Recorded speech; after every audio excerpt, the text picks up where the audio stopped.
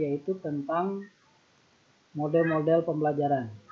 Nah, tentunya sebelum kita membahas tentang konsep dasar pembelajaran terpadu, kemudian model pembelajaran terpadu, perlu Bapak sampaikan subpokok bahasan yang akan kita bahas nanti.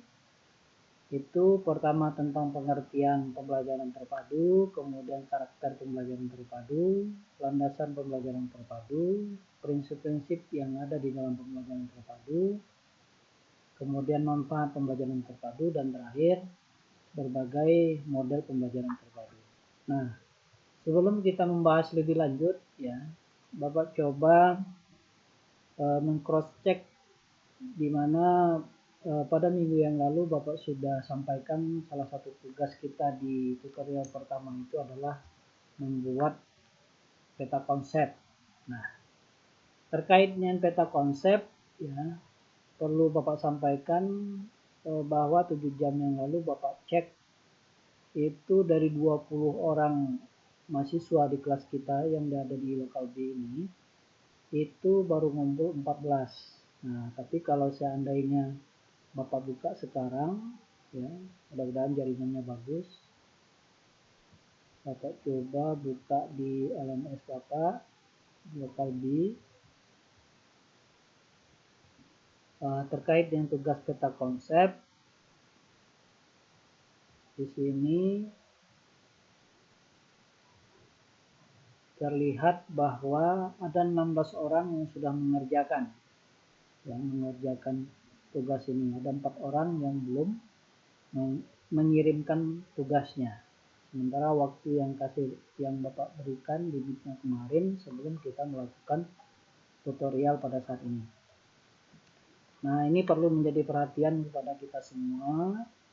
Begitu juga dengan tugas yang akan datang. Tugas yang akan datang nanti juga diberi limit sebelum melakukan tutorial pada minggu yang akan datang, yaitu jam 12.45. Nah, di saat masuk jam 12.45 minggu yang akan datang sekitar tanggal 25 ya, maka pengumpulan tugas juga ditutup. Nah, maka dari itu bagi yang tidak sempat nanti silakan menyesuaikan untuk mengumpulkan tugas. Nah, terkait dengan hal ini perlu Bapak berikan apresiasi. Perlu kita ketahui bahwa kalau dilihat dari yang 4 orang yang belum mengumpulkan tugas tersebut, yaitu ada Nanda Wahyu Widodo ya, itu tidak mengumpulkan tugas, kemudian Rahmatullahi juga tidak masuk tugasnya, kemudian Riana Puspita juga tidak masuk, dan yang terakhir yang keempat Novi Aika Suci, ini tugasnya tidak masuk, sementara yang lain masuk semua. Nah, terkait dengan tugas yang sudah Bapak berikan, perlu Bapak sampaikan di dalam kesempatan ini bahwa tugas-tugas yang sudah disampaikan itu beberapa teman-teman kita di dalam menyelesaikan tugas ya, itu Bapak lihat ada hanya sebatas menulis submodul ya, submodul misalnya di modul 1 ada KB1. Nah, kemudian ada KB2, begitu juga modul-modul berikutnya. Nah, itu Bapak kira itu peta konsep yang paling sederhana yang disampaikan oleh teman-teman kita. Kemudian yang lebih bagus dari itu, peta konsep yang dikumpulkan itu sudah sampai ke dalam sub ya, dari KB. Ya, misal contohnya di modul 1 itu ada KB1, ada KB2. Nah, di dalam KB1 itu ada pengertian pembelajaran terpadu, ada karakter, kemudian ada landasan pembelajaran terpadu. Nah, beberapa teman kita yang menyampaikan tugasnya itu sudah sampai ke sana. Tapi harapan Bapak seperti yang Bapak jelaskan pada minggu yang lalu, seyogianya peta konsepnya itu lebih dari itu. Misalnya contoh yang akan kita pelajari hari ini terkait dengan modul 1 KB1, kemudian subbagian A Nah, sampai dari ada dua istilah yang digunakan di dalam pengertian pembelajaran terpadu. Nah, ada yang disebut dengan kurikulum terpadu, ada yang namanya pembelajaran terpadu. Nah, bagi teman-teman sudah masuk ke sana di dalam pembuatan peta konsep, termasuk penjelasan singkat ya, terkait dengan hal tersebut, itulah salah satu tugas peta konsep yang paling bagus ya, yang Bapak terima sesuai dengan penjelasan Bapak pada minggu yang lalu. Namun harapan dari penugasan pembuatan peta konsep ini supaya kita mengetahui apa sih isi modul kita ini yang akan kita pelajari, yang akan kita bahas, yang akan kita diskusikan melalui tutorial berbasis web ini. Nah, seyogyanya tentu tidak hanya sebatas kegiatan belajar 1, 2 atau seterusnya. Tentu di dalam sebuah modul itu ada sub kegiatan belajarnya, kemudian ada sub kegiatan belajarnya. Nah, tapi ada juga penjelasan secara singkat apa sih dari sub kegiatan belajar dari sub modul masing-masing. Nah, itu mungkin apresiasi yang Bapak sampaikan di dalam memberikan umpan balik tugas yang sudah dikerjakan. Kemudian berikutnya terkait dengan materi kita pada kesempatan ini ya, kita akan membahas ada KB1 di modul 1 ya, itu tentang konsep dasar pembelajaran terpadu. Kemudian nanti ada juga di KB2 itu tentang model-model pembelajaran terpadu. Nah, terkait dengan materi kita pada siang hari ini, yang menjadi tagihan kompetensi umumnya bagaimana kita di dalam diskusi ataupun tutorial ini kita bisa menerapkan hakikat keterampilan dasar mengajar dan model-model pembelajaran terpadu yang di dalam penerapannya pada jenjang pendidikan SD. Nah, itu secara umum yang menjadi kompetensi bagi kita semua untuk melakukan tutorial pada saat ini.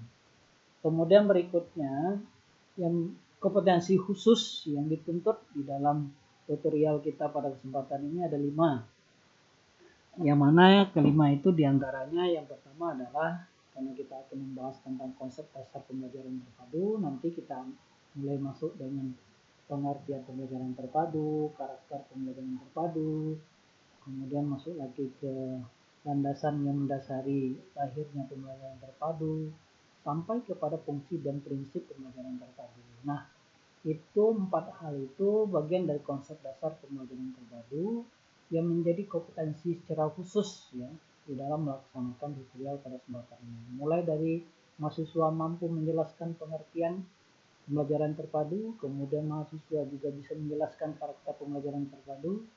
Yang ketiga, mampu menjelaskan landasan yang mendasari lahirnya pembelajaran terpadu, sampai kepada mahasiswa mampu menjelaskan fungsi dan prinsip pembelajaran terpadu. Nah, itu yang terakhir kompetensi khusus yang ada di dalam KB1 yaitu konsep dasar pembelajaran terpadu. Sementara di saat kita nanti masuk ke KB2 model-model pembelajaran terpadu, nah nanti kita dituntut untuk mampu menjelaskan ada berbagai model pembelajaran terpadu yang bisa digunakan di dalam proses pembelajaran pada berbagai tingkat. Akan tetapi dari beberapa model tersebut nah, tentu kita akan lebih dalam lagi membahasnya 3 model pembelajaran terpadu yang dapat diterapkan di pendidikan tingkat sekolah dasar. Nah, itulah beberapa kompetensi khusus ya di dalam tutorial kita pada hari ini. Oke, kita masuk pada bagian yang pertama terkait dengan pengertian pembelajaran terpadu. Nah, perlu kita ketahui bahwa apabila kita buka di dalam modul kita pada halaman 1.4 ya, mungkin bisa sambil membuka modul di halaman 1.4 itu ya, pada halaman tersebut bahwa di dalam pembelajaran terpadu ini secara teoritis dikenal dengan 2 istilah ya. Pertama istilah kurikulum terpadu, kemudian yang kedua adalah istilah pembelajaran terpadu. Nah, tentu kita harus memahami apa yang dimaksud dengan kurikulum terpadu dan apa pula yang dimaksud dengan pembelajaran terpadu. Nah, kalau yang dikatakan dengan kurikulum terpadu itu adalah kurikulum yang menggabungkan sejumlah disiplin ilmu melalui pemaduan baik itu dari segi isinya, dari segi keterampilannya maupun dari segi sifatnya. Nah, dari lintas sejumlah disiplin ilmu itulah pemaduan-pemaduan yang dilakukan di dalam kurikulum terpadu. Sementara itu, untuk pembelajaran terpadu itu dalam konteks pembelajaran terpadu ini dipengaruhi oleh eksplorasi topik ya. Topik yang ada di dalam kurikulum. Jadi kurikulum itu disiplin ilmunya yang dipadukan, sementara di dalam pembelajaran terpadu itu adalah topiknya yang dieksplorasi, sehingga dipadukanlah beberapa topik-topik yang ada di dalam berbagai mata pelajaran yang disebut di sini adalah kurikulum, sehingga anak dapat belajar menghubungkan proses dan isi pembelajaran secara lintas disiplin dalam waktu yang bersamaan. Jadi bisa saja di dalam sebuah pembelajaran terpadu itu kita bisa belajar bahasa Indonesia sekaligus bisa belajar matematika, mungkin juga bisa bersamaan itu kita belajar pendidikan kewarganegaraan, bisa juga yang bersamaan itu kita belajar tentang IPS ataupun IPA, ini tentang alam. Nah, itulah yang dikatakan dengan pembelajaran terpadu. Nah, kemudian ya, secara rasional ada beberapa sebab ya diperlukan adanya pembelajaran terpadu itu. Yang pertama, kebanyakan masalah dan pengalaman itu termasuk pengalaman belajar bersifat interdisipliner, sehingga untuk memahami, mempelajari dan memecahkan masalah-masalah yang ada di dalam pengalaman itu memerlukan berbagai skill ya, atau disebut di sini multi skill. Nah, kemudian yang kedua, adanya tuntutan interaksi kolaborasi yang tinggi dalam memecahkan berbagai masalah. Kemudian memudahkan anak membuat hubungan antara skemata dan transfer pemahaman antar konteks. Kemudian demi efisiensi. Kemudian yang kelima, adanya tuntutan keterlibatan anak yang tinggi dalam proses pembelajaran. Nah, bagaimana yang dikatakan bahwa beberapa yang menjadi penyebab diperlukan adanya pembelajaran terpadu ini? Tentu dari konteks yang pertama kita lihat bahwa kebanyakan masalah dan pengalaman, termasuk pengalaman di dalam belajar itu bersifat interdisipliner. Contoh misalnya, kadang-kala kita di saat belajar tentang matematika, tapi juga dituntut di dalam waktu yang bersamaan, kita juga dituntut untuk belajar tentang bahasa Indonesia. Begitu juga dengan misalnya, selain kita belajar tentang matematika, tapi di dalam itu kita juga dituntut belajar tentang IPA. Nah, bagaimana pembelajaran yang melalui pembelajaran terpadu ini itu dapat dilaksanakan secara bersama-sama. Nah, maka untuk melakukan itu diperlukan skill yang bermacam-macam, sehingga maka disitulah dikatakan bahwa menjadi salah satu sebab ya diperlukannya adanya pembelajaran terpadu. Kemudian kalau kita lihat dari konteks yang kedua, yang bisa kita lihat di dalam modul kita di halaman 1.4, di mana salah satu penyebab dari adanya pembelajaran terpadu itu adanya tuntutan interaksi kolaborasi yang tinggi dalam memecahkan berbagai masalah. Nah, yang seperti apa? Tentunya misalnya untuk mengajarkan anak tentang bagaimana memperkenalkan diri, bagaimana mengenalkan orang lain. Nah, itu salah satu bentuk bahwa pembelajaran yang dilakukan itu tidak bisa berdiri sendiri oleh individu peserta didik. Nah, untuk mencapai kemampuan atau kompetensi seperti ini diperlukan dengan adanya kolaborasi ataupun kerjasama yang dilakukan antar peserta didik. Begitu juga dalam bentuk contoh-contoh materi yang lain. Misalnya ada praktikum, tentu praktek itu bisa serta-merta hanya bisa dilakukan oleh peserta didik secara individu untuk beberapa materi pembelajaran yang harus dikuasai oleh peserta didik. Namun di dalam itu juga dituntut adanya kerjasama, sehingga apa yang menjadi capaian di dalam sebuah pelajaran itu dapat dicapai oleh peserta didik secara bersama-sama. Disinilah konteksnya bisa kita lihat bahwa salah satu sebab diperlukannya adanya pembelajaran terpadu itu adanya tuntutan interaksi yang kolaboratif tinggi dalam memecahkan berbagai masalah. Itu konteks yang kedua. Kemudian konteks yang ketiga, kenapa apa sebabnya pembelajaran terpadu itu dipandang perlu, itu dalam rangka memudahkan anak membuat hubungan antar skemata dan transfer pemahaman antar konteks. Apa yang maksud dalam poin ini? Bahwa pembelajaran terpadu itu dilakukan dirasa sangat penting. Kenapa? Kita akan melihat ada beberapa pengetahuan sebelumnya yang dimiliki oleh peserta didik yang di sini disebut dengan skemata ya. Kemudian nanti bisa ditransfer pemahamannya antar konteks. Konteks masuk di sini dalam materi pembelajaran. Nah, pembelajaran ini tentu yang berhubungan dengan dunia nyata peserta didik. Maka di dalam inilah yang menjadi salah satu penyebab diperlukannya secara rasional adanya pembelajaran terpadu.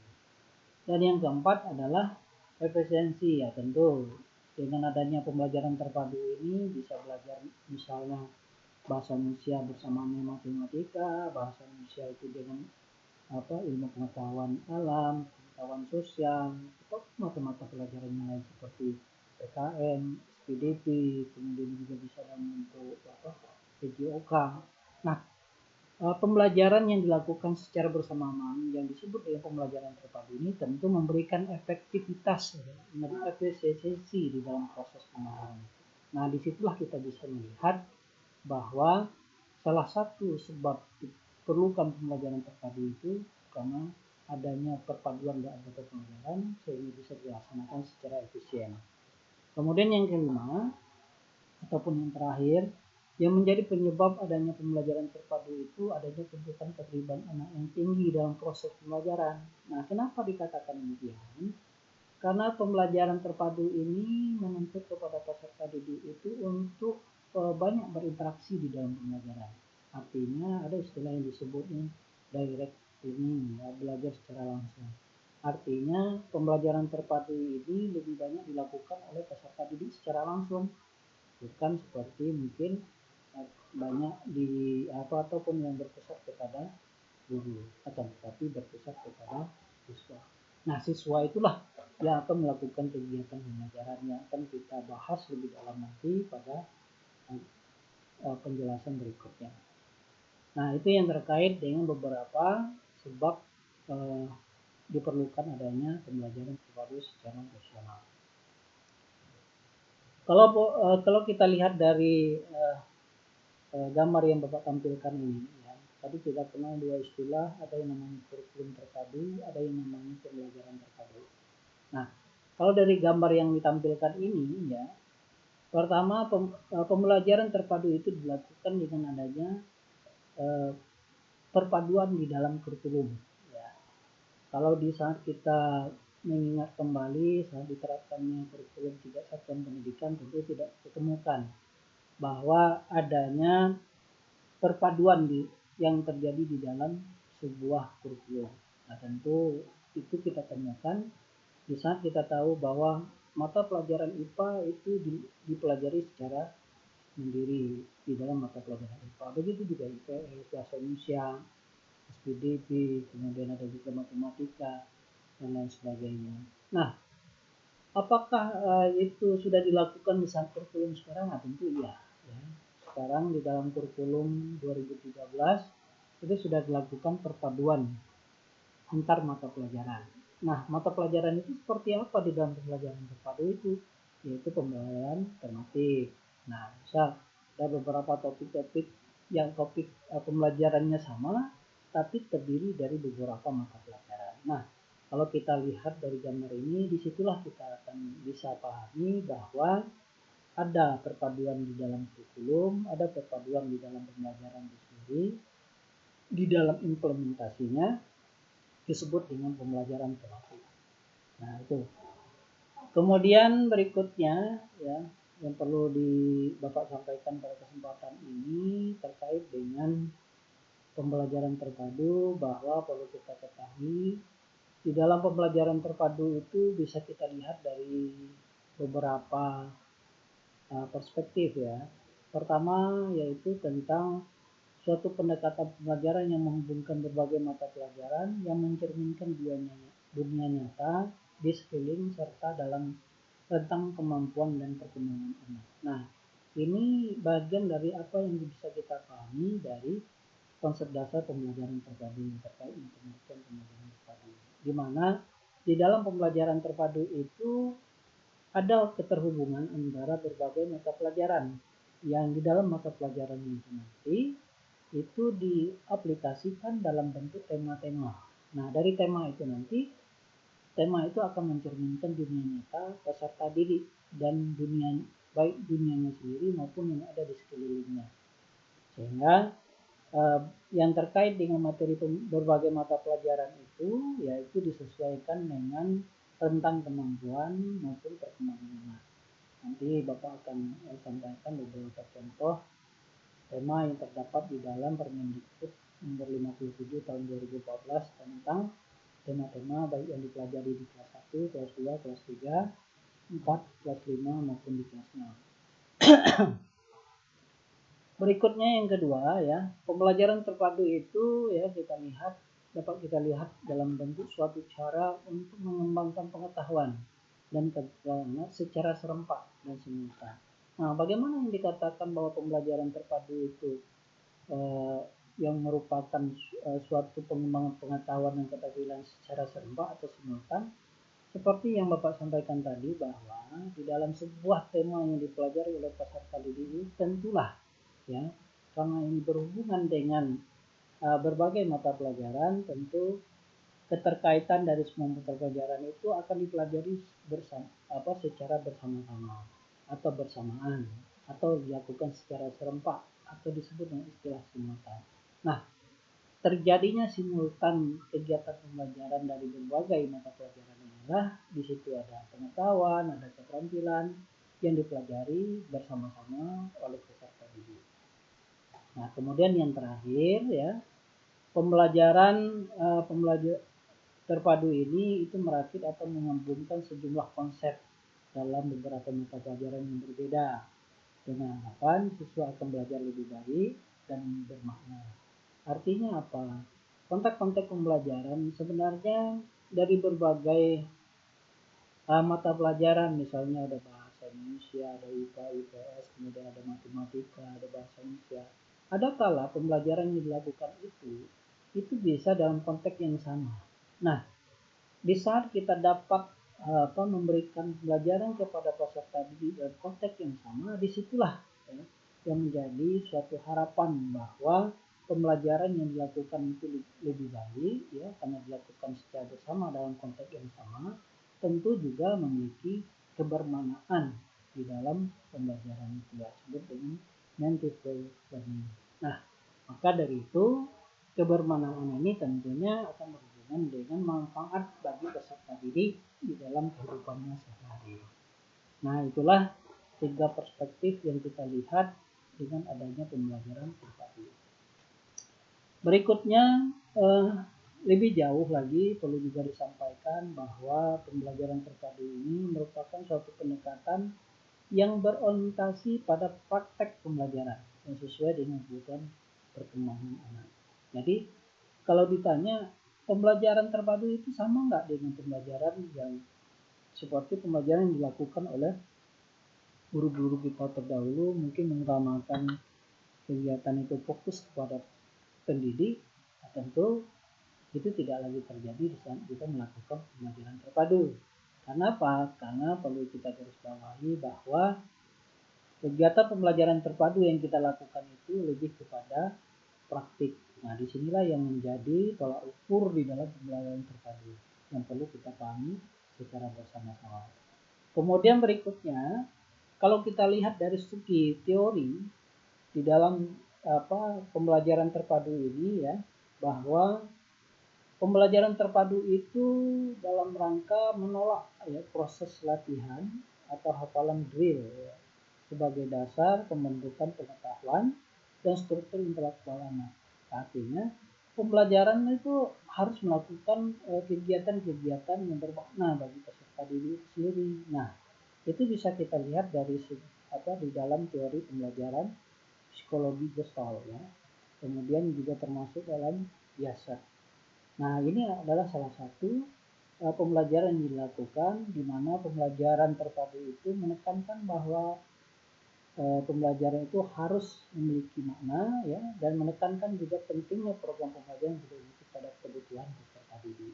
Jadi dua hal yang ditekankan di sini. Pertama, pembelajarannya harus bermakna, kemudian pembelajarannya harus sesuai kepada kebutuhan peserta didik. Nah, kenapa dikatakan demikian? Nah, sebagai salah satu contoh, misalnya anak didik atau peserta didik pada kelas 1. Di kelas 1 itu apa yang dipelajari, Pak? Di antaranya ada tema diriku.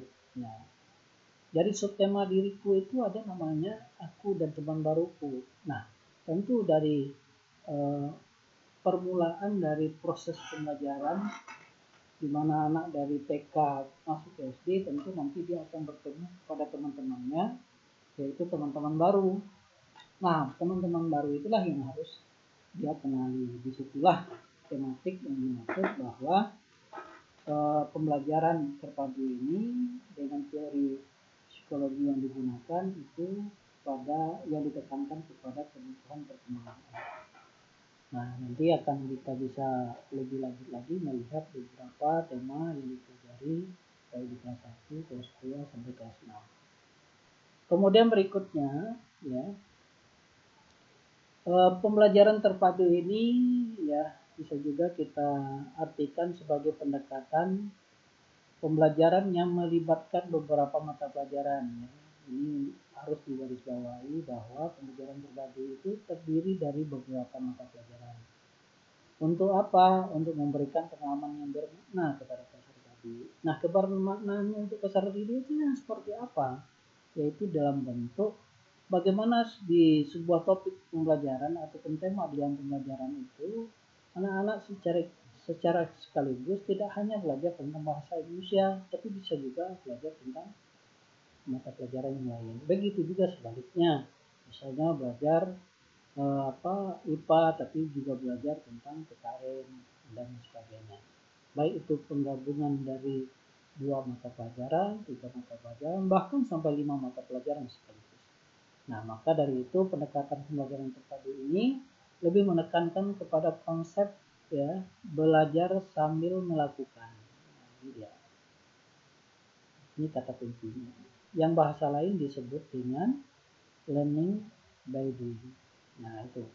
Ini yang perlu kita garis bawahi di dalam pembelajaran terpadu, bahwa pembelajaran terpadu itu belajar sambil melakukan sesuatu. Jadi kalau belajar sambil melakukan sesuatu, tentu ini ada kegiatan praktek, ya, ada simulasinya, kemudian mungkin ada eksperimennya dan lain sebagainya. Karena seperti itulah pembelajaran terpadu yang harus dibangun pada tingkat sekolah dasar. Nah, barangkali untuk konteks ataupun materi kita terkait dengan pengertian pembelajaran terpadu, dari penjelasan yang Bapak sampaikan ini mungkin perlu ada yang ditanyakan, silakan, atau yang perlu didiskusikan sebelum Bapak melanjutkan lebih lanjut terkait dengan materi ini. Silakan. Silakan bagi yang mau bertanya sebelum Bapak lanjutkan. Ada yang mau bertanya? Silakan. Waalaikumsalam, Pak Faisal, silakan. Nah, ini menyangkut masalah pelajaran terpadu. tematik, Pak. Ya, silakan. Apakah termasuk dalam pelajaran terpadu, Pak, tematik? Ya. Oke, terima kasih pertanyaan. Apakah tematik itu termasuk pembelajaran terpadu? Nah, sebelum Bapak menyampaikan tanggapan terkait ini, ada yang mau menanggapi terlebih dahulu? Silakan. Ada? Silakan. Ada yang mau menyampaikan pendapat? Silakan. Tidak ada? Oke, ini Bapak coba screen, ya. Share screen terkait dengan pertanyaan Pak Faisal. Apakah pembelajaran... Gimana? Minta ulangi pertanyaannya, Sri Wayuni. Ya. Ya, pertanyaannya adalah apakah pembelajaran tematik itu termasuk ke dalam pembelajaran terpadu? Jadi apabila dijawab ya, kenapa? Kalau tidak, kenapa? Silakan. Mau menanggapi? Menurut saya ya. Waalaikumsalam. Iya, saya Sriwati. Saya mencoba menjawab. Menurut saya termasuk tematik itu termasuk pembelajaran terpadu karena pembelajaran tematik terpadu ini adalah pembelajaran yang menggunakan tema dengan memadukan beberapa mata pelajaran menggunakan tema sehingga dapat memberikan pengalaman yang berarti kepada peserta didik. Oke. Good. Cukup? Cukup Sriwayuni? Silakan yang lain lagi, silakan. Halo Pak. Ya, silakan. Saya Siti Sofia Pak. Siti Sofia ya. Silakan Bu Siti Sofia. Mau menambahkan tadi kan yang ditanyakan apakah tematik itu termasuk ke dalam pembelajaran terpadu, berpedoman sama jawaban sama adik Sri tadi. Kalau di SD kami Pak kan yang namanya tematik itu kan kalau sekarang sudah ada temanya. Ya. Nah jadi contohnya buku tematik kan ada buku pegangan guru dan pegangan siswa. Ya. Jadi contoh sebagai contohnya kenapa tematik termasuk pembelajaran terpadu karena di dalam itu kan kita ambil dari contoh kelas 1 yang sekarang itu ada contoh buku tematik yang judulnya itu ada tema 1 itu diriku Pak.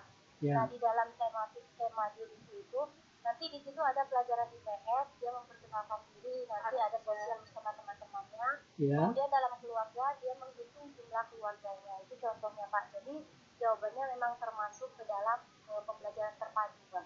Iya, terima kasih. Iya. Terima kasih. Ada lagi tanggapan lain? Dari tanggapan baik itu dari Sriwayuni tadi, Siti Sofia, Bapak kira Afizal yang disampaikan cukup jelas ini ya. Kalau mau bukti apa yang disampaikan oleh Ibu Siti Sofia tadi, itu ini salah satu contoh di dalam tema 1. Ini buku guru ya. Buku guru ini bisa dilihat file yang Pak tampilkan. Nah, di subtema 1 ini aku dan teman baruku ya. Nah, apa kompetensi di dalam mata pelajaran tematik ini ya? Tematik ini penggabungan antara ada mata pelajaran matematika, ada bahasa Indonesia, ada PKN, ada SBDP, kemudian ada PJOK. Ya. Nah, perpaduan ini sudah merupakan pembelajaran terpadu. Jadi berdasarkan apa yang ditanyakan oleh Pak Afizal, apakah tematik termasuk pembelajaran terpadu? Ya. Karena di dalam pembelajaran tematik itu merupakan pembelajaran yang dilakukan dari bermacam dan berbagai mata pelajaran. Oke, Pak Afizal? Iya. Bisa dipahami apa yang sudah didiskusikan? Ya. Oke, ada lagi pertanyaan lain? Silakan. Ada Pak. Ya, Miftahul Jannah. Ya Pak. Ya. Di dalam Assalamualaikum warahmatullahi wabarakatuh. Waalaikumsalam. Saya mau bertanya, di dalam kita mengajar pembelajaran tematik atau pembelajaran tematik terpadu, kita itu dia kan kebanyakan masalah pengalaman bersifat interdisipliner, sehingga untuk memahami dan mempelajari dan memecahkan masalahnya kita harus mempunyai multi skill. Nah, multi skill apa saja itu Pak? Bisa jelaskan? Oh, ya. Terima kasih. Terima kasih. Ya. Jadi secara singkat pertanyaan dari Miftahul Jannah, pembelajaran terpadu ini kan menuntut bahwa peserta didik itu harus memiliki kemampuan multi skill ya. Nah, seperti yang kita ketahui tadi, kan ada mata pelajaran di dalam tema 1 ya, seperti yang Bapak tampilkan tadi. Di dalam tema 1 itu ya, tema 1 tentang aku dan teman baruku, di situ kan ada matematika. Maka di situ dituntut ya skill peserta didik ataupun siswa itu di dalam berhitung atau mengenali angka. Sementara yang lain seperti yang disampaikan oleh Ibu Siti Sofia tadi, bahwa di dalam tema ini tidak hanya belajar tentang memperkenalkan diri, itu kan berhubungan dengan IPS ya. Nah tentu nanti bagaimana kemampuan siswa di kelas 1 itu untuk memperkenalkan diri. Tentu ini berhubungan juga dengan berbahasa. Nah, bagaimana bahasa-bahasa kosakata yang digunakan oleh siswa di dalam mempraktekkan ya pembelajaran pada tema 1 ini. Nah, tentu di situ juga peserta didik juga dituntut bahwa memperkenalkan diri ataupun mengenal orang lain, tentu ada tata krama, etika. Nah, terkait dengan tata krama, etika mungkin ada hubungannya dengan PPKN. Nah, itu. Kemudian berikutnya, selain itu ada berbagai mata pelajaran yang di sana seperti SBDP, PJOK. Nah, tentu itu juga terkait dengan tema tersebut. Nah, tentu ada kegiatan-kegiatan yang dilakukan dari berbagai keragaman, ada berbagai mata pelajaran yang ada di dalam sebuah tema itu tentunya membutuhkan skill yang banyak ya, mungkin bahasa kita bahasanya skill yang banyak atau disebut sini dengan multi skill. Maka peserta didik harus memiliki skill di dalam berbahasa, kemudian punya skill tentang mengenal angka, kalau jumlah keluarganya berapa, 5, berarti kenalnya angka 5 gitu kan. Kemudian peserta didik itu harus punya etika, kalau bertanya itu seperti apa, kalau ditanya seperti apa cara-caranya, dan lain sebagainya. Nah, disitulah kita bisa melihat bahwa di dalam pembelajaran terpadu itu membutuhkan kemampuan multi skill seperti yang ditanyakan oleh Miftahul Jannah. Nah, terkait dengan apa yang disampaikan ini, apakah bisa dipahami teman-teman semuanya? Baik Ibu Miftahul Jannah sebagai penanya maupun yang lain, bisa dipahami? Bisa Pak. Ya. Kalau cara untuk meningkatkan multi skill seorang guru itu bagaimana Pak? Iya. Bagaimana cara meningkatkan multi skill seorang guru? Ya, silakan yang mau menanggapi terlebih dahulu. Kalau tadi skill peserta didik ya yang ditanyakan. Sekarang skill guru. Nah, silakan. Iya Pak. Ada yang mau menanggapinya? Silakan. Halo Pak. Ya, silakan.